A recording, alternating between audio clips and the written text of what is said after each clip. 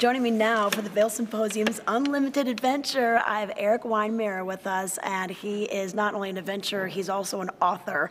And we're going to learn more about his new book, No Barriers, but you've got a very interesting story. Erik, you've summited Everest. You were the first blind man to do so back in 2001, and most recently, a solo descent in a kayak down the Grand Canyon. I mean, what else do you need to conquer in life? This is pretty amazing. Well, I had a team of 8 friends that were all, with me on that trip. We'd have a couple people that would go down into the eddy to pick up the pieces just in case.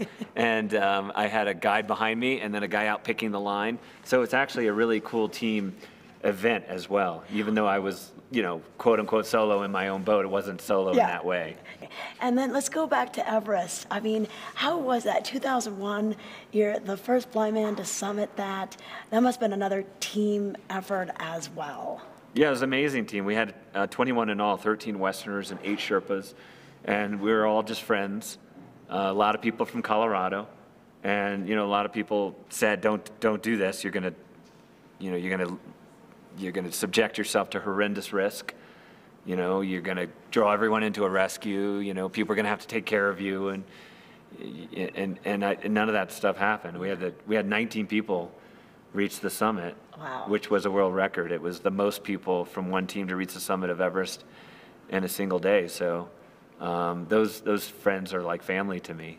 Well, and you talk about a lot of things in your book, No Barriers, and you don't have to be this super athlete that climbs Everest or goes down the Grand Canyon to overcome barriers. We can do this in our everyday life. It's something that we can get through. We can be, face adversity.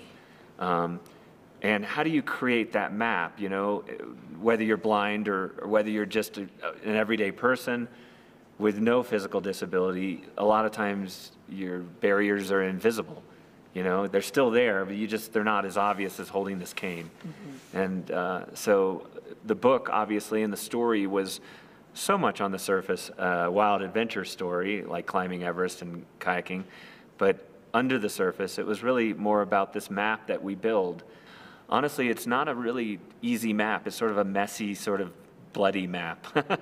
I know that sounds a little bit overly blunt, but it might be metaphorical bleeding. But there's some bleeding and some messiness and some sort of, it's not a predictable path. It's sort of like it's a spiraling, crazy propulsion forward.